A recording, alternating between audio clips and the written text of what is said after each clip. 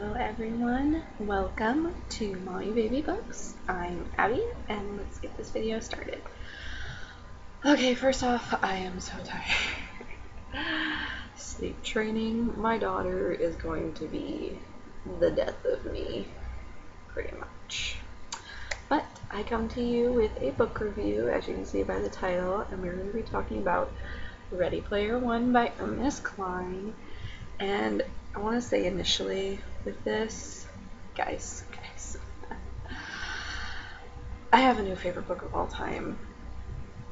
When I finished reading this, like the last third of the book, my heart was like racing and I was so like invested in these characters and everything that I got done reading it and I just sat there and I'm like, whoa.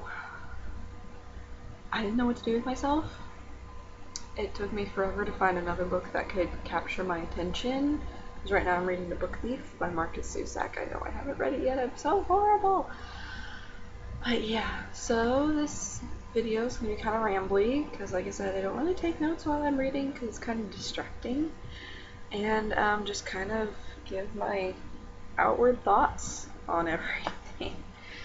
So, for those of you who don't know, Ready Player One is a book set in a future, not too far in the future, actually it's only like 30 some odd years from now.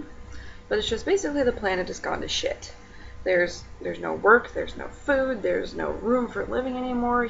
Our main character Wade lives in the stacks, meaning they literally stack mobile homes on top of each other.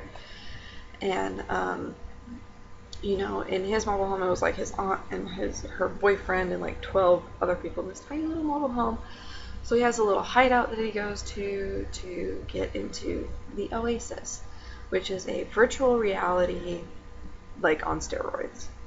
You actually feel like you're in the game, and it's not so much as a game, it's anything you want it to be. It can be a game. He goes to school in the Oasis. You can do pretty much anything.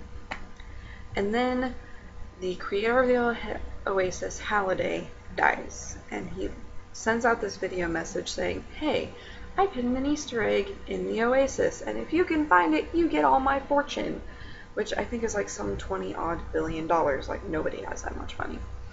So our friend Wade here stumbles upon the first clue, and after that, everything just goes insane. So I think that's all I can say. That's non-spoilery.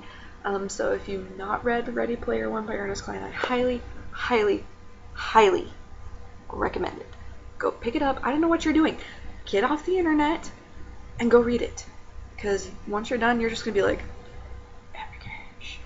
But anyway, okay, so ta-ta, non-spoilery people. Okay, so for me, the start of the book was a little bit slow, but I've heard so many amazing things about this book. I knew too. It's this hair again, guys. This is my bangs back here when I put a headband in, and I really need to get my hair cut. But I'm a mom. Don't really have half the time to do that. Anyway, so it was really cool to see the development of showing you how the Oasis works with the visor and the hepatic gloves, and you know, later in the book we see him when he gets like his own apartment. He has this really fancy setup, and like including a suit and a special chair and all of that. So that was really cool to see, and I think we can all say we hated the Sixers. Like when they found out where the first key was hidden and they blocked it off, like blockaded everybody. I really feel like Halliday should have like put a clause in there saying you cannot barricade the keys and gates from other players. So I think that might have evened things out a little bit, but because the Sixers are employees of IOI who want to take over the Oasis, make everybody pay to use it, make a ton of money off of it, and anybody like Wade who's poor could never get into the Oasis again. So that's the fear of them winning the contest and finding the Easter egg. So there are egg hunters who eventually become gunters, mix of egg and hunter together. And there's clans, certain ones who like agree to split the treasure if they ever find it, but then there's individual gunters, and I guess they consider themselves the real gunters because it's all for one. That's it. And so when I kind of geeked out quite a bit during this book because I am a D&D player. I really actually quite enjoy it. I'm actually planning on making a video on that later, but my husband introduced me to it, and I've been kind of addicted ever since. So when we learned that the first obstacle to go through to get the first key is a D&D module, that was a lot of fun to read.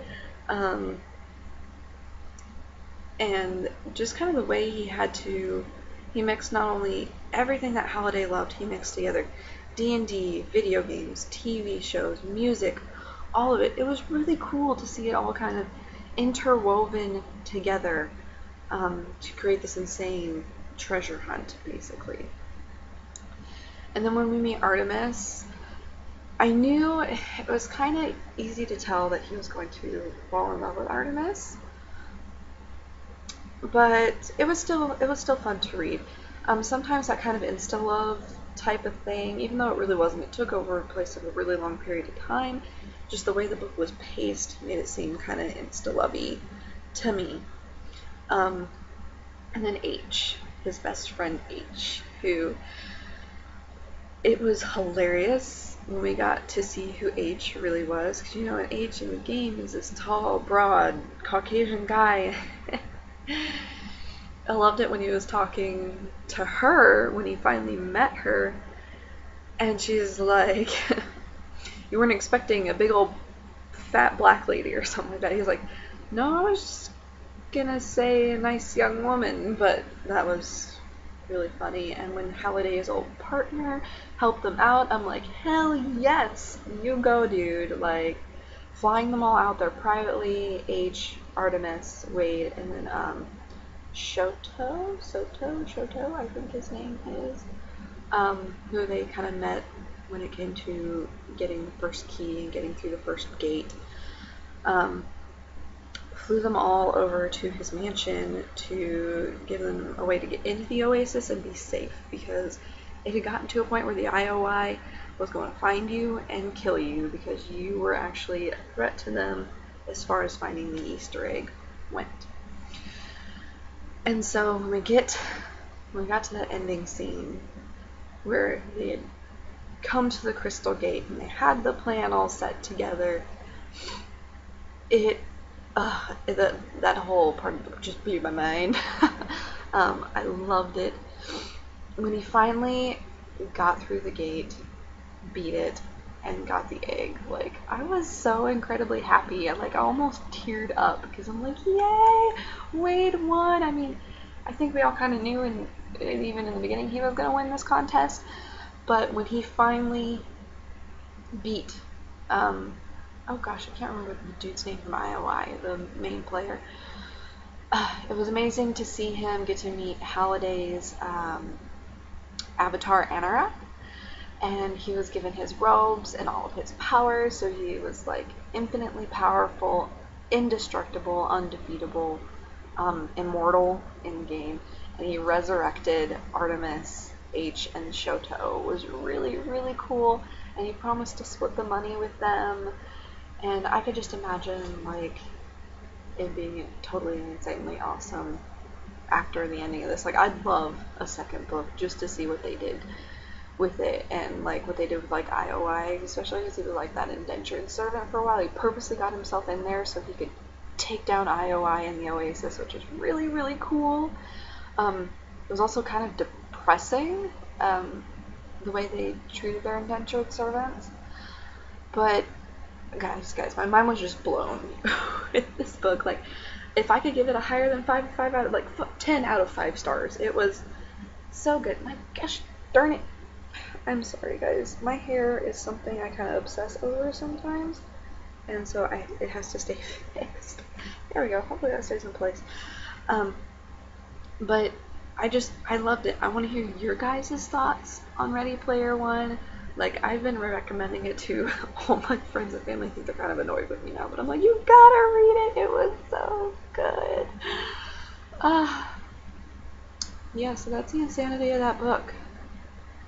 So I think that's all I have for you now for you guys. So I will talk to you later. Bye.